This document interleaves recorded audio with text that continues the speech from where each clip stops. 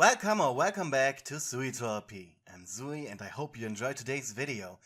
But before we get right into it, I'm obligated to remind you to click either the like or dislike button, commenting something down below, and of course sharing the video so more people can see and enjoy it.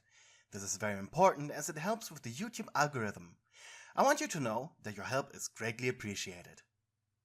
If you have any suggestions or ideas for a story, my Discord link is in my link tree that is down in the description, as well as my Patreon and Ko-fi for any donations you may want to send my way. Every cent counts. Anyways, I hope you enjoyed today's video.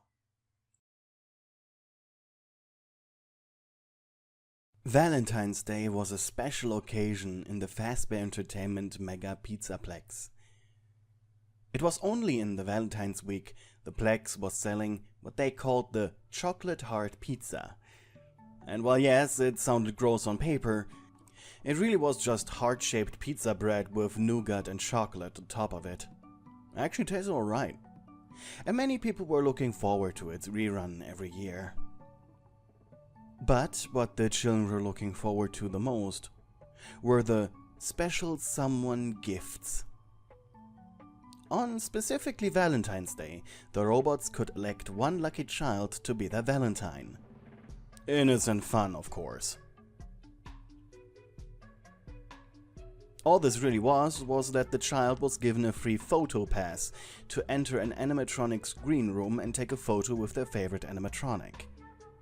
The requirements for an animatronic selecting someone were unknown, even to the employees.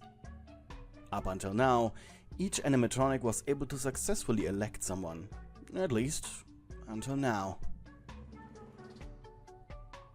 It had been a beautiful day outside, at least for February. The family of ravens that nested in your front yard tree were singing, and you noticed that the flowers you helped your mom seed last year not only survived the winter, but also were about to bloom once again. On days like these, people like you were glad to work the night shift, as you could enjoy most of the day yourself. You lived with your mother in a small suburb. It had been the pride of your family to own this little house. And you could respect that, especially in this economy. The suburb was located only a few miles from the Pizzaplex. The village being closer to the Pizzaplex than the next town, in fact. Not by much, though. This allowed you to walk to your workplace without getting exhausted.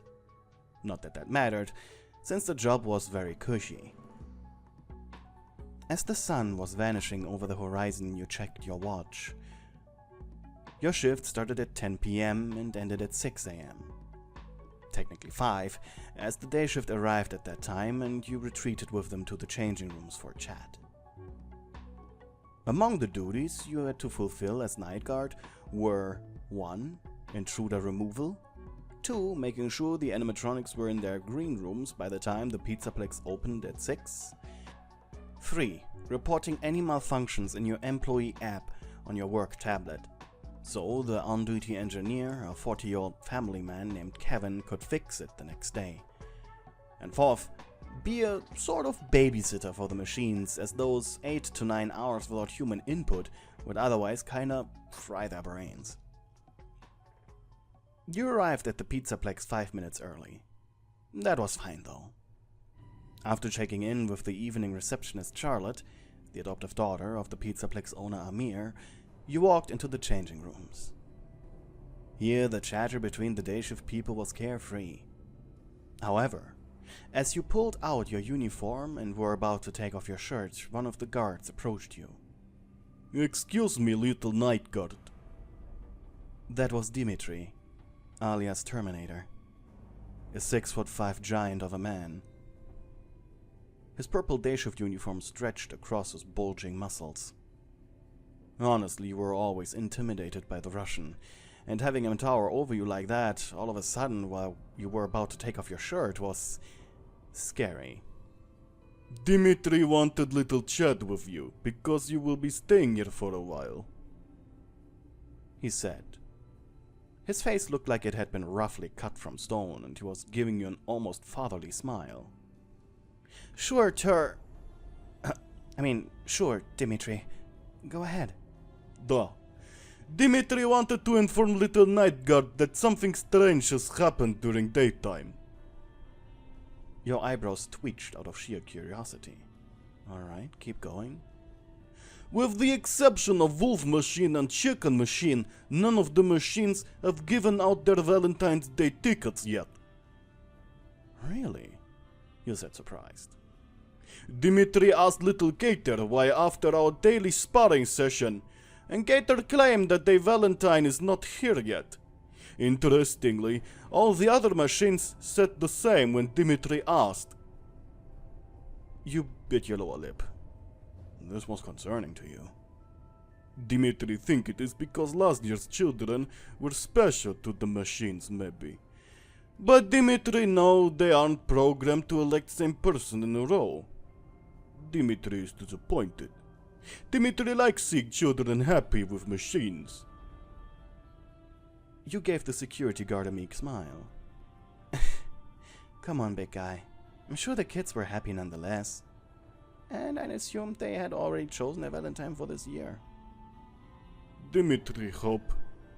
Enjoy your night, little night guard. But if any machine is sad because their special one wasn't in Pizzaplex, please cheer them up to make job easier for you, said the man before saying his goodbyes. The robot's not electing a Valentine sure was unusual.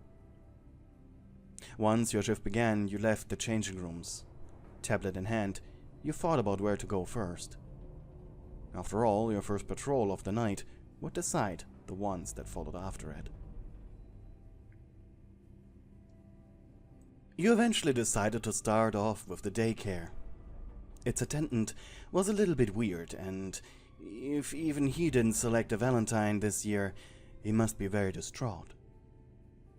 Quietly, you entered the attraction. Things were surprisingly quiet. You entered the play area. Son? You asked carefully. The robot was nowhere to be found. Are you okay? Terminator told me you're all having problems? You heard a giggle coming from the paint corner. With a smile, you approached. Son? Over a few pieces of paper crouched the robot, his fingers zipping across the paper. Excuse me? You said loud enough for him to hear, and finally the robot reacted. Oh, Night Guard! The robot sounded super happy and immediately ran up to you. Wrapping his arms around you, it was... Oh, wow. You said as air was pressed out of your lungs. What's going on here? The robot took a step back and held his fingers right in front of your face. I got an upgrade! Look, my fingertips! You blinked. This upgrade were removable fingertips that also functioned as crayons. However, he had that for a while now, about 3 weeks. Son? Did you just realize that? The robot blinked. I don't know what you're talking about! You sighed and watched as the robot sat back down on the ground. Using his new fingers, he was diligently drawing something. After another sigh, you crouched down next to him. Son, what are you drawing? I have been using my fingers the entire day, making cartoons of my friends, all day! Oh, they love them so much! I hope they hang them on their fridges! The robot clapped his hands. Oh, wouldn't that be delightful? Oh, maybe you just now realized why he hasn't chosen a Valentine this year. He was too preoccupied with this. After the robot was finished, he held his drawing up to your face. Here, look! This is for me and my Valentine! The robot showed you a picture of himself with a question mark shaped stick figure holding hands.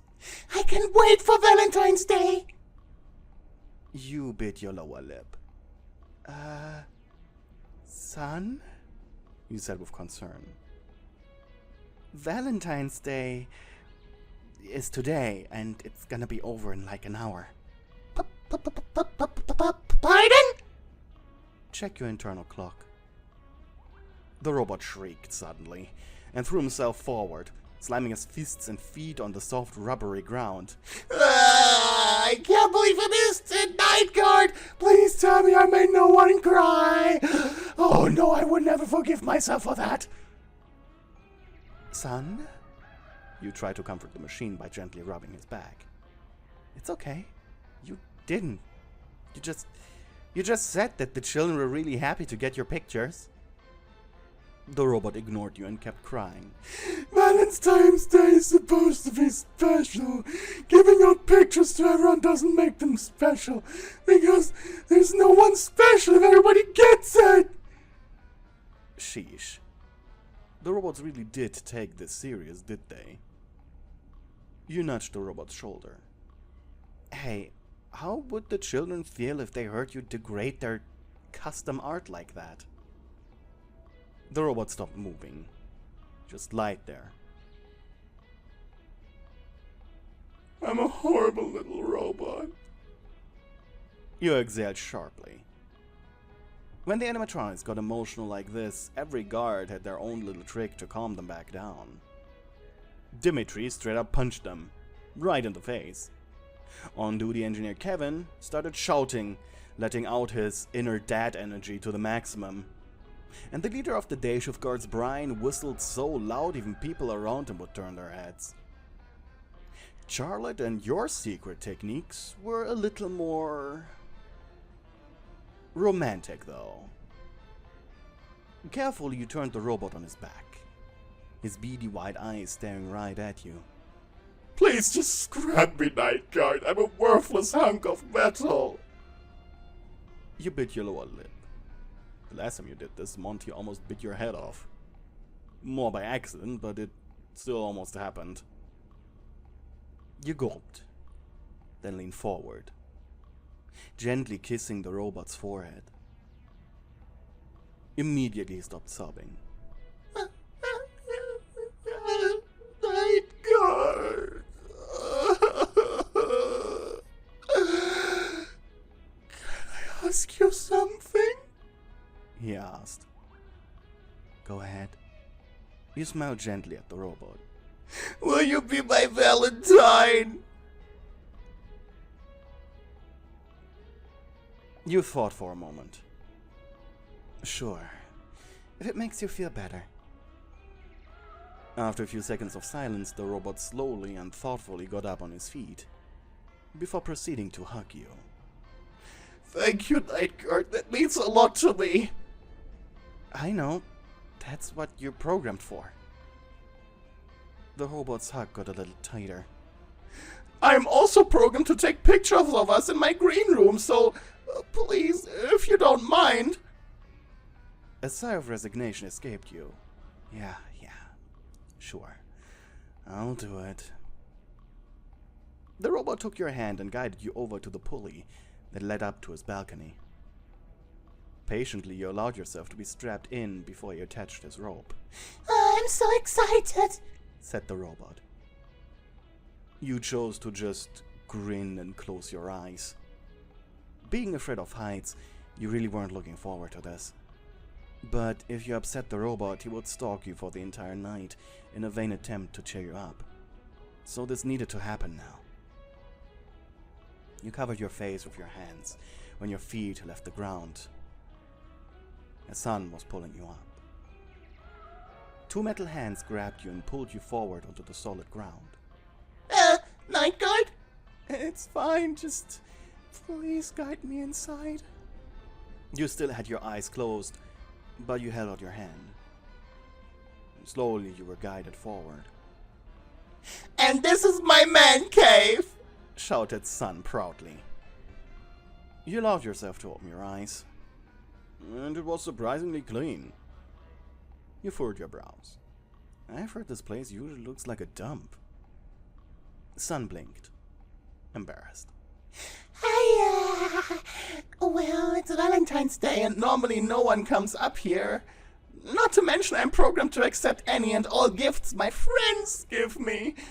problem is I don't have a stomach. Hell, I don't even have a movable mouth. So if it's food they give me, it's kinda just rotting up here. Well, that explained a lot. Sun pointed over to the other end of the room. There stood a camera. Let's pose in front of my boat! You love my boat for sure, because I love it. In the back of the room stood an old Foxy the Pirate ship prop.